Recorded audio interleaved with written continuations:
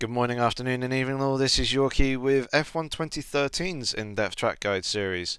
We're making a return after F1 2012 with even bigger, better, more information and some new graphics to really help assist in getting you guys all that track knowledge that you need to really improve those lap times. The first track that we're going to be looking at for this series is Melbourne in Australia. The track name is Albert Park. We're going to be driving a Mercedes, and we're going to be following a similar layout to previous years. However, this time we're going to be starting off with the breakdown first, then we're going to go into the hot laps, and then we're going to look at the setups as the finale of the episode. So without further ado, let's jump straight into our very first breakdown. And the breakdown is something that a lot of people found very, very useful. So we're going to be sticking it at the start of the episode and try and get all that information to you guys as soon as possible. But coming in to the second to last corner now, you basically want to take it nice and easy. You want to try and get a good traction coming out the corner, try and open up the final corner itself. Obviously get the DRS, open up the detection point, and obviously drain as much of the curves as you can before the start finish line. Approaching turn 1, we're going to be sticking to the left hand side of the track. You should be in 7th gear by the time you hit the 100 meter board, which is our braking point, and you want to be shifting all the way down into 3rd gear, ready to turn in to the apex of the corner. Although 3rd isn't the gear that we're going to be taking the corner in, it just helps to slow that car down a little bit extra, generate a little bit more turning. So the turning point is roughly at the 50 meter board, and we're looking for our apex roughly here on the inside curve. Your apex speed should be about 120 miles an hour, which equates to 190 kilometers per hour. You don't want to be taking too much of the grass on the inside. In fact, you want to be keeping at least 2 wheels within those white lines. So just clipping the curb quite nicely. You'll let the car run out wide. You kind of want to straighten up the wheels as soon as possible. Keep a shallow steering angle as we open up the DRS coming out the exit of turn 2. Now approaching turn 3. Our braking point again is just after the 100 meter board. It's probably about 95 meters before turn 3. We're going to be shifting down from 7th gear all the way down into 1st. So you want to be shifting down relatively rapidly if you're actually using manual. If you're using automatic, you're going to be braking relatively hard and trying to get down into 2nd or 1st gear. So shifting all the way down, we're going to be turning into the corner. We want a relatively later apex. The apex speed about 60 miles per hour, which equates to 95 kilometers per hour. You just want to kiss the curb on the inside here, and basically you want to try and sacrifice the exit a little bit to open up turn 4, which immediately follows after turn 3. So coming out the exit, you don't want to go too far over to the left. You want to bring the car back over to the right. You want to balance the throttle as you come through turn 3, basically just skimming the curb on the inside. Run a little bit of the curb on the exit. You want to bring the car back over to the left again, ready for turn 5, and open this one up. You want to kiss curb on both the inside and also the exit as we come down into turn 6 at the end of the first sector. And our braking point is 75 meters before the corner. I usually reference this shadow at the start of the braking point here, but we're shifting down from 7th gear all the way down into 3rd. You can use 2nd if you want, but 3rd tends to be just that a little bit more stable. But as we come into the braking zone, we're shifting down into 3rd gear. You're going to turn the car in, you want to run the curb on the inside here, clipping this apex point. Should be about 100 miles per hour, which equates to 160 kilometers per hour. And on this point here, you should be back on the throttle. You don't want to be hard on the throttle, you just want to be balancing it as you come through the corner, riding this curb. But coming out the exit of this corner, you want to be straightening up the wheel as soon as possible. As soon as you get up into 4th gear, drain about 10% of your curves as you come through turn 8, which is completely flat out. And you bring the car over to the left hand side, ready for turn 9 with our braking point just after the 100 meter board, so about 95 meters before the corner. You're going to be shifting down from 7th gear all the way down into 2nd. You can take the corner in 3rd gear, but you'll lose out on the acceleration, and you can also use 1st for the heavier fuel loads in long distance races. So braking down, we're going to be shifting down into 2nd this time round, and we're going to be turning the car into the corner, and you want to be clipping the curb on the inside just here. You don't want to be taking any grass off the inside, as it will hurt your traction coming out through turn 10. Our apex speed is 80 miles per hour, roughly about 130 kilometers per hour, and basically at this point you should be starting to balance the throttle again, slowly bringing it in as you come out through into turn 10, run the curb ever so slightly, shift up into 4th gear and drain the rest of your curves down to about 50%. This section completely flat out, just try and keep a shallow steering angle, try and maximise the acceleration. As you come down into this very fast left then right, you should be very short, just a mere stab of the brake. Shifting down from 7th gear down into 6th, You could use fifth in the heavier fuel loads again on the longer race distances, but in this time trial all you need is sixth gear. So as we just quickly dab the brake, we're going to shift down into sixth gear and we're going to turn the car in. Your apex speed should be at 160 miles an hour and 255 kilometers per hour. You want to be clipping a relatively late apex. You just basically want to clip the curb and you want to try and open up the right hander that immediately follows. It's very, very important to get the balance and the transition between these two corners too right. If you do it too aggressively, the car will slide and understeer away from this apex point here in turn 12. So the apex speed, clipping this curb, you don't want to be taking anything off the inside because that's cheating. You want to keep two wheels within inside the white lines, and you want to be roughly again 160 miles an hour, 255 kilometers per hour. But as you come out here, you should be completely flat out. Run the curb on the exit, and we're basically going to shift up into 7th.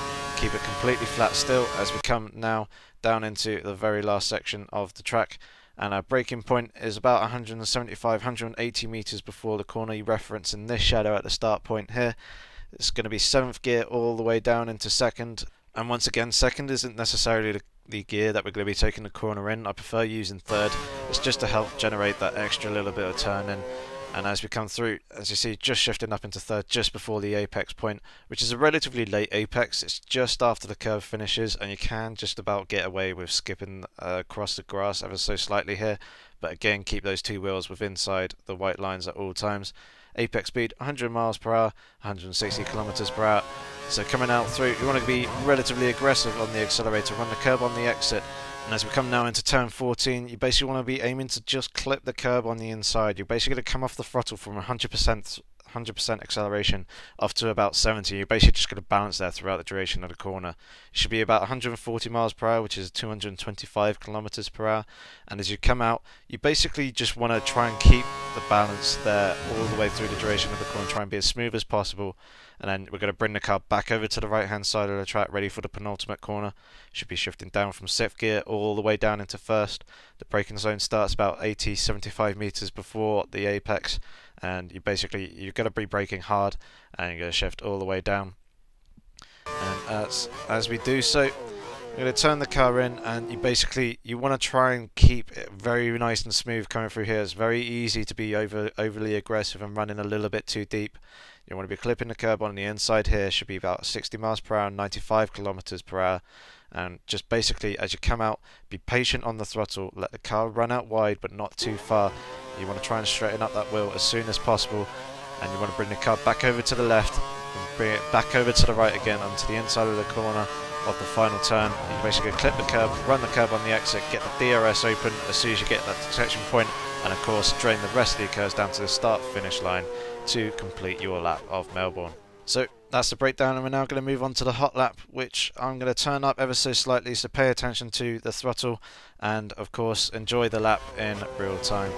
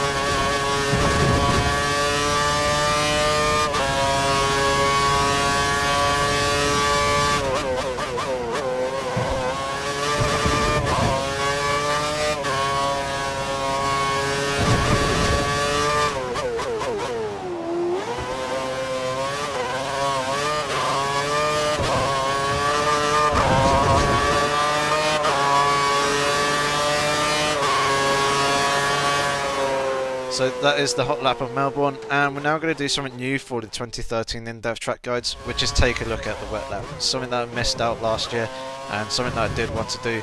And yeah, I'm going to include it this year, just in the hot lap form. I'm not going to do a breakdown of it. It's pretty much all exactly the same as the standard dry setup. However, braking points tend to be about 5 to 10 meters earlier than they usually are. So coming down into turn 1, braking just before the 100-meter board.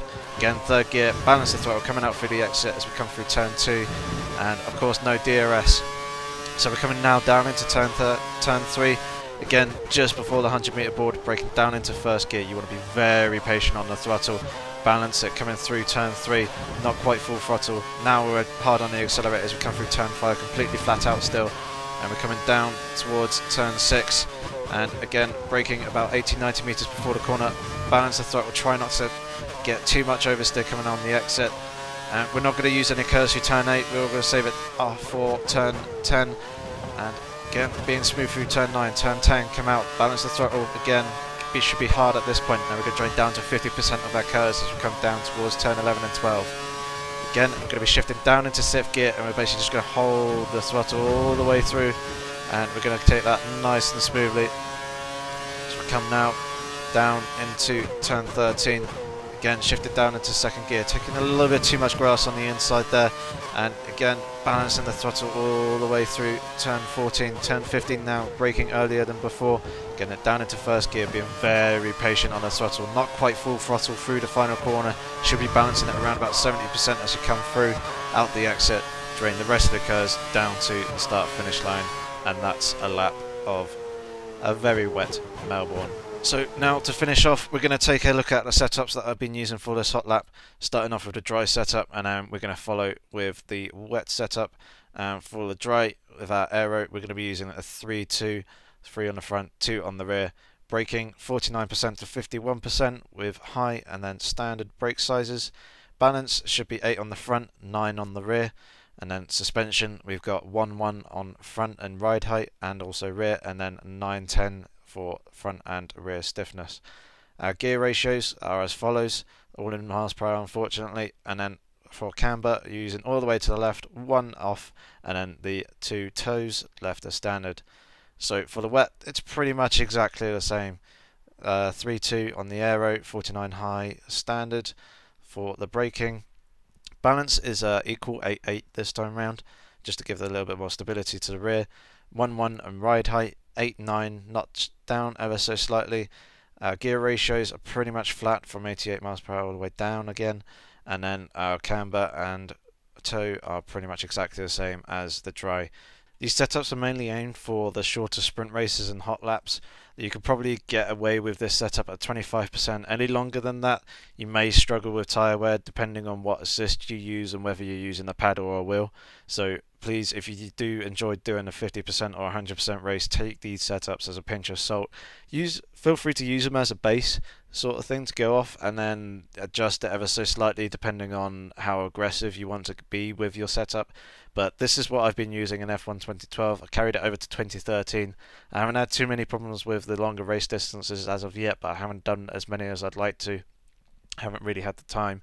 And this is basically what I've been using for 3 5-lap races, both online and also offline, and then of course for 25% races. These work very nicely in equal cars, and obviously the setups are probably also car dependent in 2013 performance mode, so some filling here and there may need to be done for each individual car. But as it stands, these are a great base setup to work from, and of course your own driving style influences those as well. But hopefully you guys enjoyed the very first episode of the in-depth track guide series. Please give it a rating. If you have any comments or questions, and also feedback on what I could have done better, please leave those in the comments below. And of course, don't forget to subscribe to the channel for more track guides and also F1 2013 gameplay in the future. So hopefully see you soon, guys. Take care.